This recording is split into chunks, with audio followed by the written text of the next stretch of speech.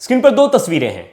पहली तस्वीर है डॉक्टर जीवी सुनीप चक्रवर्ती की, जो कि एक आईपीएस ऑफिसर हैं और एसएसपी श्रीनगर हैं।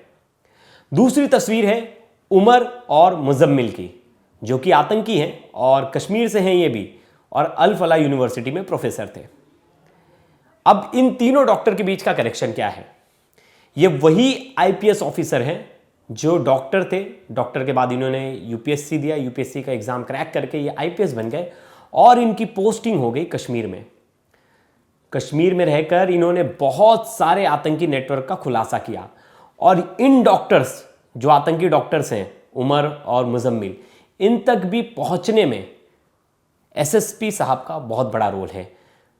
जो सुनीप चक्रवर्ती है, डॉक्टर सुनीप चक्रवर्ती, इनको एक क्लू मिला और उस एक क्लू से इन्होंने पूरे जो डॉक्टर्स का ये जो पूरा नेक्सस चल रहा था, ये फरीदाबाद डॉक्टर्स मॉड्यूल जो था, उसको इन्होंने बर्स्ट किया, उसके बारे में जानकारी निकाली और एक पोस्टर से ये कैसे इन डॉक्टर्स तक पहुंचे, इसके बारे में हम इस वीडियो में डिटेल में चर्चा करेंगे। देखिए, देश में दो लोग हैं, दोनों लोगों ने सरकारी कॉलेज से पढ़ाई की।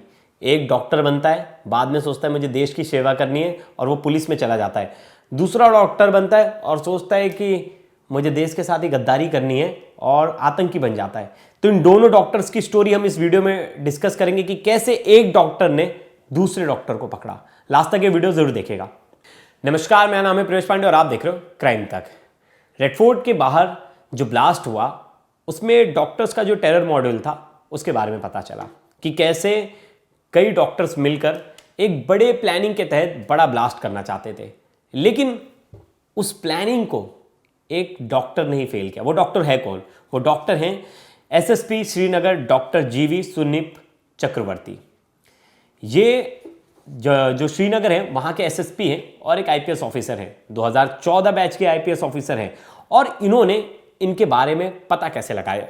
जो आपको याद होगा कि सबसे पहला पोस्टर अक्टूबर 2025 को श्रीनगर में एक पोस्टर लगा मिलता है जैश-ए मोहम्मद का, जिसमें धमकी दी होती है कि जो भी इंडियन एजेंसीज की मदद कर रहा है, पुलिस वालों की मदद कर रहा है, आर्मी की मदद कर रहा है, उनको छोड़ा नहीं जाएगा, इस टाइम हम उन्हें छोड़ रहे हैं। इस तरह की धमकी वाला पोस्टर था और वो पोस्टर लोकल इनपुट के बाद पुलिस को मिलता है।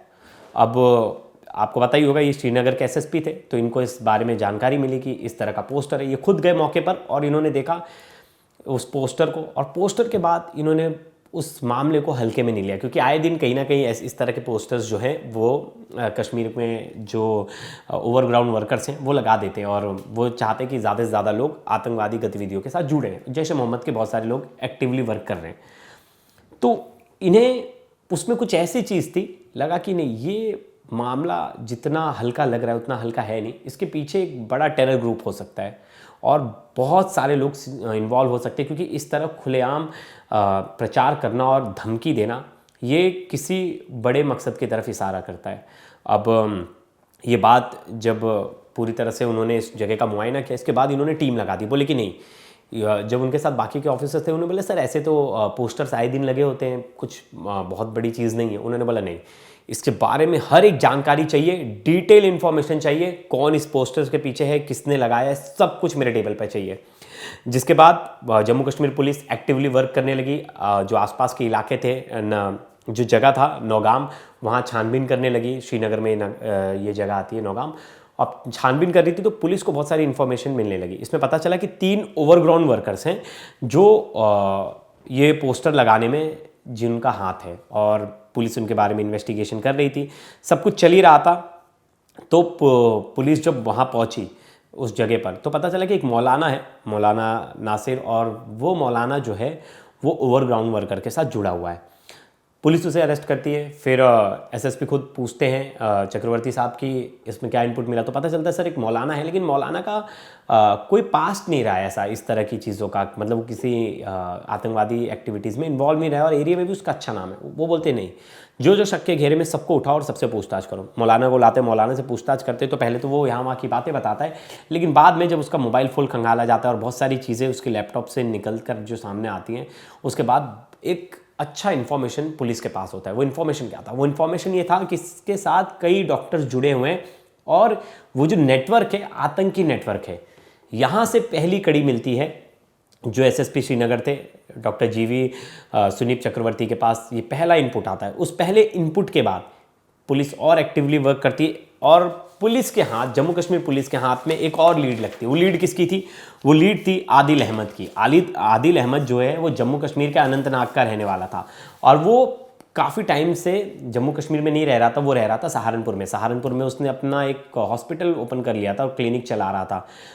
पुलिस को जब इन्फॉर्मेशन मिलती है और जब खुद एसएसपी साहब चक्रवर्ती ये बोलते हैं कि ये डॉक्टर वहाँ क्यों गया, सहारनपुर में ये क्लिनिक क्यों चला रहा है और ये इससे बात क्यों करता था, काफ़ी समय हो गया इसे तो कश्मीर छोड़े हुए, ये इस मौलाना के साथ क्यों कनेक्टेड था और इसका क्या लेना देना है, बोलते इसके बारे में भी इन्फॉर्मेशन निकालो। जब आदिल के बारे में इन्फॉर्मेशन निकाली गई तो पता चला कि आतंकी एक टेरर मॉड्यूल के साथ जुड़ा है, लेकिन उसके बारे में ज़्यादा जानकारी नहीं थी। बस ये पता था कि जैश ए मोहम्मद के साथ ये जुड़ा हुआ है और उसी को नेटवर्क को आगे बढ़ाने के लिए ये सहारनपुर चला गया और सहारनपुर से पूरा काम कर रहा है। सहारनपुर में उसने बाकायदा प्रॉपर एक कह सकते हैं कि क्लिनिक स्टार्ट कर रखा था और क्लिनिक में किसका पार्टनर भी था जो कि दूसरे धर्म से था, तो किसी को शक ना हो इसलिए इसने पार्टनरशिप भी ऐसी चुनी थी।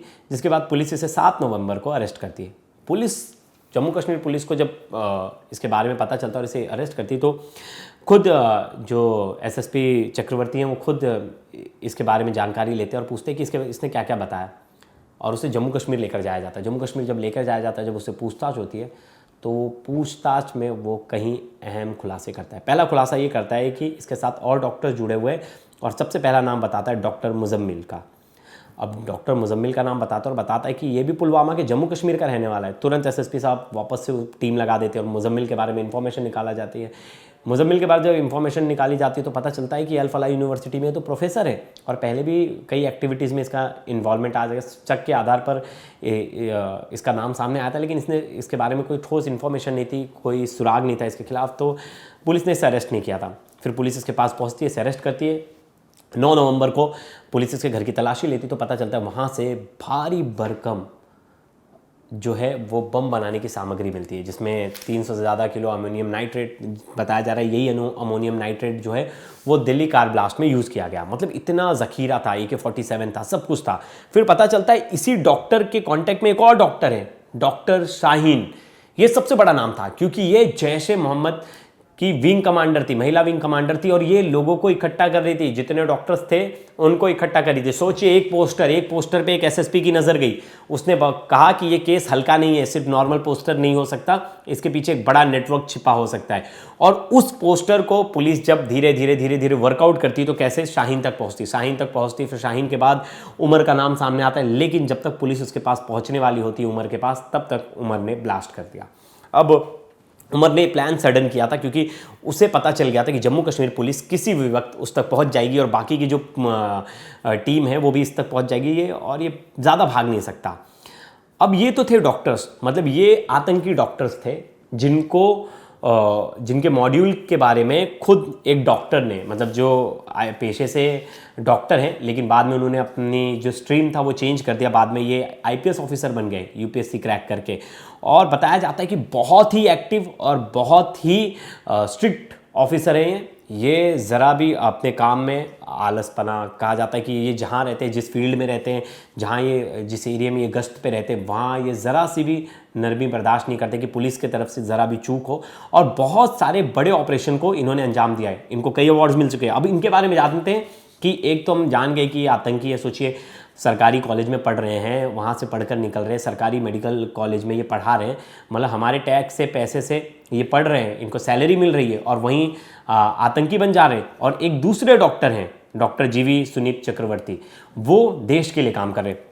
तो बताया जाता है कि ये जो 2014 बैच के IPS अधिकारी हैं मूल रूप से कुर्नूल आंध्र प्रदेश के रहने वाले हैं, पेशे से डॉक्टर हैं, MBBS कर्नूल मेडिकल कॉलेज 2010 में इन्होंने पास आउट किया था। 2014 में, मतलब जब ये इन्होंने डॉक्टर की डिग्री हासिल कर ली और उसके 4 साल बाद उसके बाद ही लगा डॉक्टर की डिग्री हासिल करने के बाद कि इससे मैं देश की सेवा तो कर पाऊंगा गवर्नमेंट कॉलेज में, लेकिन मुझे इससे ज़्यादा कुछ करना है, मुझे देश की सिक्योरिटी के लिए काम करना है और देश के लिए कुछ करना है। इसी जज्बे के साथ वो 2014 में IPS बन जाते और बाकायदा उनको पहली पोस्टिंग जो है वही जम्मू कश्मीर मिलती है। ये टेक्निकल इनको बताया जाता है कि इनकी लीडरशिप काफ़ी अच्छी है और ये बहुत ही कहा जाता है कि जुझारू, एकदम जुझारू ऑफिसर हैं। ऑपरेशन महादेव पहलगाम अटैक के में 3 आतंकियों को इन्होंने ही मारा था। बताया जाता है कि इनकी लीडरशिप में ये ऑपरेशन हुआ था। और इनके पास जितनी भी पोस्टिंग अभी तक इन्हें मिली है सब हार्ड पोस्टिंग है, कोई भी ऐसी नॉर्मल पोस्टिंग नहीं है। एकदम रिस्क वाला जो भी पोस्टिंग था वो सब इन्हीं के पास था। एसडीओपी उरी थे, सोपरा थे, ये सब संवेदनशील इलाके हैं। आपको पता है यहाँ फील्ड ऑपरेशन पूरे 12 महीने चलते रहते, कहीं ना कुछ हो रहा है, आतंकी हमला हो रहा है, वहीं कहीं ओवरग्राउंड वर्कर्स किसी घर में छुप के बैठे हैं। तो इस तरह की छोटी मोटी एक्टिविटी तो उरी और सोपरा में बहुत ज़्यादा थी। फिर ये एसपी ऑपरेशन बारामूला भी रहे, कई आतंकी नेटवर्क को इन्होंने ध्वस्त किया। फिर एसपी साउथ श्रीनगर रहे, फिर एसपी हंदवाड़ा, फिर एसएसपी कुलगामा, एसएसपी अनंतनाग, मतलब जितनी भी हार्ड पोस्टिंग थी, जहाँ जहाँ ये आतंकी छुपे हुए हैं, जहाँ जहाँ इन आतंकियों का नेटवर्क स्ट्रांग है, उन सभी जगहों पर ये तैनात रहे। लगातार हाई रिस्क ड्यूटी मिली। ऑपरेशनल सफलता इनकी बहुत अच्छी है, मतलब जितने भी ऑपरेशन किए सब सही थे, इनके सब सटीक थे। 21 अप्रैल 2025 में ये एसएसपी श्रीनगर बने। सोचिए, एसएसपी बनने के बाद ही इन्होंने एक्टिवली उस पोस्टर पर वर्क किया। अप्रैल के बाद थोड़े महीने बाद ही वो अक्टूबर में वो पोस्टर आया सामने, और उसी के बाद उस पोस्टर को फॉलो करते करते ये इन डॉक्टर तक पहुँचे। अब बताते हैं इनके बारे में कुछ ये अच्छी चीज़ें। छोटे मतलब ये छोटा, मतलब अगर इनको छोटा सा कोई क्लू मिल जाए तो उससे बड़े बड़े ऑपरेशन इन्होंने किए, और बहुत सारे, ऐसा नहीं है कि ये पहला ऑपरेशन था। फिर नगमा पोस्टर केस देख लीजिए। फिर उसके बाद मौलवी इरफान अहमद जो इस केस से जुड़ा हुआ था, उससे पूछताछ की गई, फिर उससे कितना बड़ा टेरर मॉडल के बारे में पता चला। फिर इसके बाद इन्हें क्या क्या सम्मान मिल चुका है, क्या क्या पुरस्कार मिल चुका है। 6 बार राष्ट्रपति पुलिस पदक PMG बहादुरी के लिए मिला है। सोचिए 6 बार, मतलब कितने बड़े बड़े ऑपरेशंस इन्होंने किए, जिसके बाद 6 बार इन्हें राष्ट्रपति पुलिस पदक मिला है।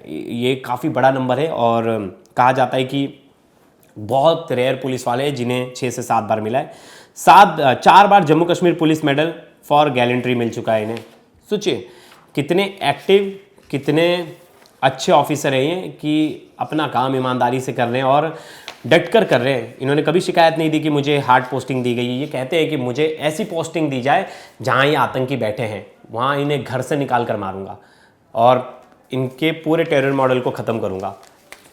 तो ये थे हमारे एसएसपी श्रीनगर डॉक्टर जीवी सुनीप चक्रवर्ती। ऐसे ऑफिसर्स की देश में ज़रूरत है जो डॉक्टर के बाद ये यूपीएससी क्रैक कर रहे हैं और बाकायदा पुलिस में भी अच्छा काम कर रहे हैं। और दूसरी तरफ देखिए, एक डॉक्टर है जो देश का नमक खा रहे हैं और देश के साथ गद्दारी कर रहे हैं, आतंकी बन जा रहे हैं।